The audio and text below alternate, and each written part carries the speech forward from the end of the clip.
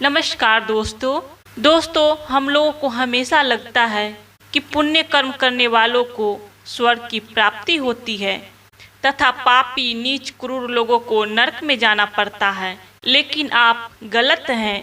इस कथा के माध्यम से हम आपको बताएंगे कि स्वर्ग में जाने का असली हकदार कौन है और वह कौन से कर्म हैं जिससे आपके सारे कष्ट और पाप समाप्त हो जाते हैं। दोस्तों, आप लोगों से निवेदन है कि कहानी को पूरा सुनेंगे और वीडियो को लाइक और चैनल को सब्सक्राइब कर लेंगे। तो आइए दोस्तों जानते हैं इस पवित्र कथा के माध्यम से। दोस्तों, एक बार धरती लोक पर 4 व्यक्तियों की मृत्यु एक ही साथ हुई थी। वे सभी लोग विचारों में अलग अलग और अलग अलग प्रदेश के रहने वाले थे। केवल संयोग से ही उन चारों का अंत एक ही समय पर हो गया था। एक ही समय पर यम के दूत उन चारों को लेने के लिए आए थे। मरने वालों में एक तो किसी प्रदेश का राजा था, दूसरा बड़ा धनी व्यापारी था, तीसरा एक पूजा पाठ करने वाला पंडित था और चौथा गरीब मजदूर था जो दिन भर मेहनत करके अपने परिवार का पालन पोषण करता था। चारों की आत्माओं को लेकर यम के दूत मृत्यु के देवता धर्मराज की सभा में आकाश मार्ग से लेकर चारों आत्माओं को जा रहे थे। जब यमदूत उन चारों आत्माओं को लेकर यमराज के सभा में पहुंचे तो उनके सम्मुख जाकर खड़े हो गए। वे चारों सोच रहे थे कि कौन स्वर्ग में जाएगा और कौन नरक में जाएगा। यमराज अपने आसन पर विराजमान नहीं हुए थे। उससे पहले ही चारों आपस में बातचीत करते हुए स्वयं को ही स्वर्ग मिलना चाहिए। यह सबसे पहले कहने लगे, राजा देखो, मुझे तो धर्मराज पक्का स्वर्ग में ही भेज देंगे, क्योंकि मैं एक विश्वविख्यात राजा हूँ। मैंने अपने अनेक सद्कर्मों से धरती लोक पर अपना खूब नाम कमाया है। चारों तरफ लोग मेरे कर्मों की चर्चा करते हैं। कभी भी कोई मेरे द्वार से खाली हाथ नहीं गया है। जो भी आया मैंने उसे इतना दिया कि वह जीवन भर मेरा नाम ही नहीं भूल पाया है। हर तरफ मेरे नाम का यशवन गान हो रहा है। मेरे द्वारा लुटाए गए दान से लाखों लोगों को खाने को अन्न मिला और रहने को आसरा मिला। इसलिए मेरे कर्मों को देखते हुए धर्मराज मुझे पक्का ही स्वर्ग में भेजेंगे। दोस्तों, राजा की बात सुनकर वह धनी व्यापारी कहने लगा,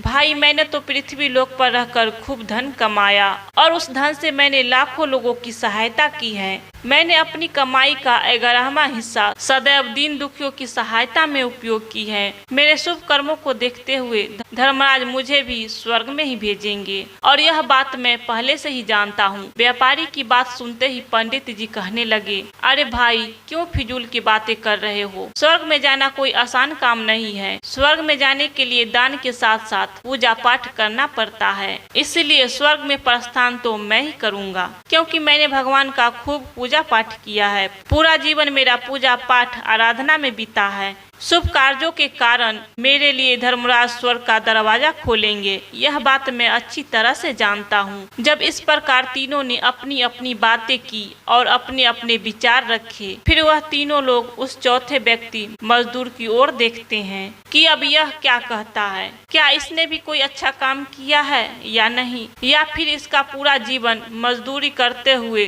दूसरों के अधीन रहकर ही बीता है। वह किसान दूर रहकर उन सब की बातों को चुपचाप नीचे नजर झुकाए खड़ा सुनता रहा और वे तीनों बड़े गर्व से अपनी प्रशंसा में झूठे थे। तभी धर्मराज अपनी साथी चित्रगुप्त के साथ दरबार में हाजिर होते हैं। चित्रगुप्त के हाथों में एक मोटी सी किताब थी जिसमें समस्त प्राणियों के कर्मों का लेखा जोखा लिखा था। धर्मराज अपने आसन पर विराजमान होते हैं। उसके बाद चित्रगुप्त ने राजा को अपने पास बुलाया और उससे पूछने लगे कि तुम बताओ, तुम तो धरती पर बड़े विख्यात राजा थे। तुमने अपने जीवन में कौन से शुभ कार्य किए हैं तथा कितने लोगों को दुख दिया है, कितने लोगों को भला किया है। मैं अपनी पुस्तक में देखकर यह फैसला करूंगा कि आप स्वर्ग में जाने के अधिकारी हैं या नरक में जाने की। तब बड़े गर्व के साथ राजा अपने कर्मों को बताते हैं, हे भगवान, मैं एक बहुत बड़े राज्य का स्वामी था।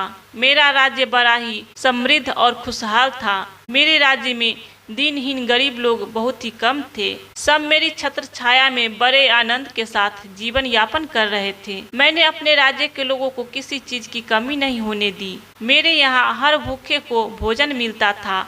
लाखों की धन मोहर उन्हें रोज दान में दी जाती थी। प्रजा के लोग मुझसे बहुत खुश थे। दिन रात में यही मेरे जीवन के अच्छे कर्म हैं। राजा की बात सुनकर चित्रगुप्त ने अपनी पुस्तक उठाई और उसमें देखने लगे। पुस्तक में देखकर उन्होंने राजा को बताया कि तुम जो कह रहे हो वह सर्वथा सत्य है। तुमने अपनी प्रजा को बहुत सुख दिया है, परंतु इसके साथ साथ तुमने बहुत बड़ा अपराध भी किया है। तुमने अपनी राज्य की सीमा को बढ़ाने के लिए जितने युद्ध लड़े हैं, उन युद्धों में हजारों लाखों की संख्या में सैनिकों ने अपनी जान गंवाई है। उन सब की मृत्यु का कारण तुम बने हो। उनके परिवार को, उनके बच्चों को अनाथ करने वाले तुम हो। उनके स्त्रियों को विधवा बनाने वाले भी तुम ही हो। उनकी माँ की गोद भी सूनी करने वाले तुम ही हो। तुमने अपने ही सैनिक को, हजारों परिवारों को हमेशा दुख दिया है। युद्ध लड़कर राज्य बढ़ाने से अच्छा था कि तुम अपने पड़ोसी देशों से मित्रता करके उनके साथ व्यापार बढ़ाते। आपका राज्य तब भी समृद्ध और संपन्न रहता।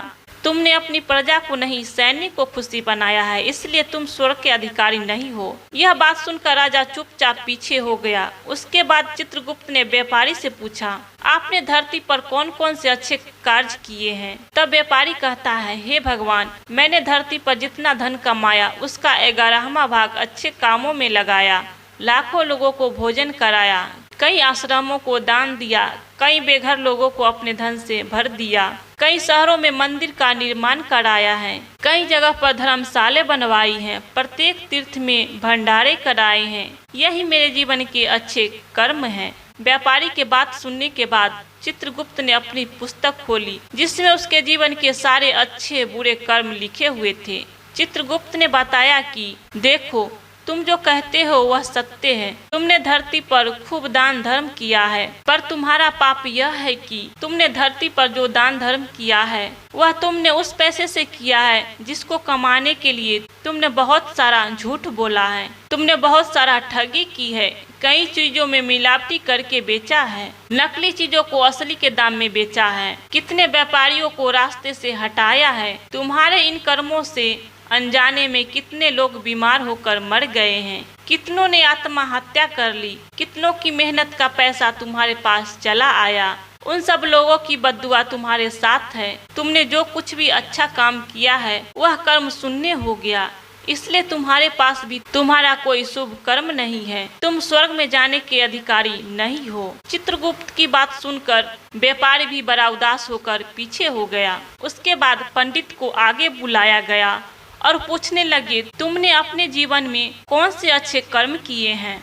तब पंडित जी कहते हैं, हे भगवान, मेरा पूरा पुण्य यह है कि मैंने हजारों लोगों को ज्ञान दिया है, हजारों यज्ञों के अनुष्ठान को संपन्न कराया है, हजारों के घरों में पूजा पाठ कराया है, दिन रात मैंने ईश्वर का जप तप किया है, हजारों कन्याओं का विवाह कराया है, लाखों पिंडदान श्राद्ध कराए हैं, अनगिनत लोगों को मार्गदर्शन किया है। इससे ज्यादा शुभ कार्य और क्या हो सकता है? तब चित्रगुप्त अपनी पुस्तक में देखकर बताते हैं, हे पंडित महाराज, आपका कहना सत्य है। आपने वास्तव में हजारों लोगों को ज्ञान दिया है, लेकिन उस ज्ञान पर स्वयं कभी अमल नहीं किया।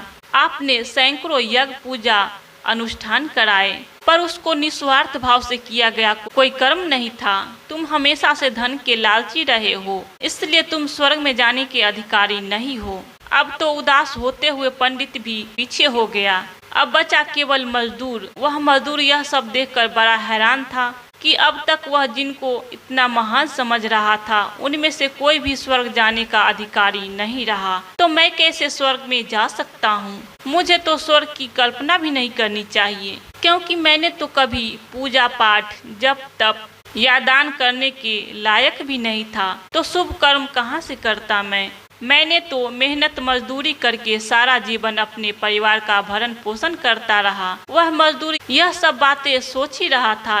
इतने में ही चित्रगुप्त ने उसे भी आवाज लगा दी और चित्रगुप्त ने उनसे भी पूछा, किंतु वह मजदूर तो पहले से ही कहने लगा, भगवान, मैंने धरती पर एक गरीब के घर में जन्म लिया था। दान हवन पूजा पाठ करने के मैं लायक नहीं था।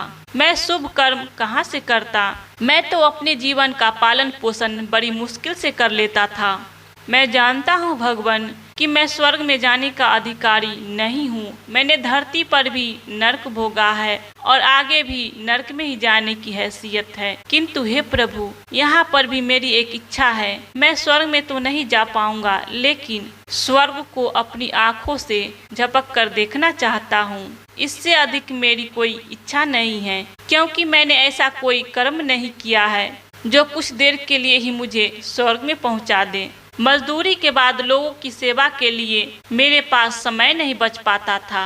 बचा हुआ समय में मैं अपने बूढ़े माँ बाप की सेवा में लगा देता था। उन्हें खिलाता पिलाता, उनके वस्त्र बदलता, यही मेरी दिनचर्या थी। मुझे तो मंदिर में जाने का भी अवसर नहीं मिलता था। मजदूर की बात सुनकर चित्रगुप्त ने अपनी पुस्तक में देखकर पूछा, हे मानव, तुम ध्यान से सोचकर बताओ कि तुमने कभी तो कोई शुभ कर्म किया होगा। तब मजदूर ने अपने पूरे जीवन के घटनाक्रम को याद करता है। तब उसे याद आता है कि एक बार उसे बहुत तेज भूख लगी थी। वह रोटी खाने के लिए बैठा ही था। इतने में वहाँ पर एक बहुत ही कमजोर कुत्ता टहलता हुआ आ गया, जो ठीक से चल भी नहीं पा रहा था। वह आकर मेरे सामने बैठ गया और मेरी रोटी की ओर गौर से देखने लगा। मैं समझ गया कि वह कुत्ता बहुत भूखा है। मेरे अंदर से आवाज आई कि बेजुबान जानवर को छोड़कर तू अकेला कैसे खा सकता है। मैंने वह रोटी स्वयं न खाकर उस कुत्ते को खिला दी। उस दिन मैंने पूरे दिन भूखे पेट रहकर ही काम किया था। मजदूर की बात सुनकर चित्रगुप्त मुस्कुराए और उसका हाथ पकड़कर बड़े सम्मान के साथ उसे स्वर्ग में ले गए और बोले, वास्तव में आप ही स्वर्ग में रहने के अधिकारी हो। प्राणियों पर दया दिखाना ही सबसे बड़ा शुभ कर्म है। मनुष्य जो भी कर्म निस्वार्थ भाव से करता है, वास्तव में उसका ही उसे सबसे बड़ा पुण्य मिलता है। निस्वार्थ भाव से किया गया जन कल्याण के लिए एक छोटे से छोटा काम भी आपको सैकड़ों पापों को नष्ट कर देता है। लोगों से लालच, मोह और स्वार्थ के वशीभूत होकर किया गया शुभ कर्म भी फलदायी नहीं होता है। इसलिए ध्यान रहे, जीवन में अच्छे कर्म अच्छी भावना के साथ रहना चाहिए। किसी से धन छीनकर या चुराकर कर्म में लगा दिया हो तो वह धन आपको नरक किया हो और बाद में उसी धन को दान पुण्य में जाने से नहीं उभर सकता। दोस्तों, स्वर्ग में वही व्यक्ति जाता है जिसने निस्वार्थ भाव से प्राणियों की सेवा की हो। अपने सामर्थ्य के अनुसार उसने निस्वार्थ भाव से जो भी काम की हो, वही उसकी मुक्ति का रास्ता तय करता है। तो आशा करते हैं आप लोग को यह कथा अवश्य ही अच्छी लगी होगी। दोस्तों, यह कथा अच्छी लगी हो तो कमेंट बॉक्स में हर हर महादेव जरूर लिखना।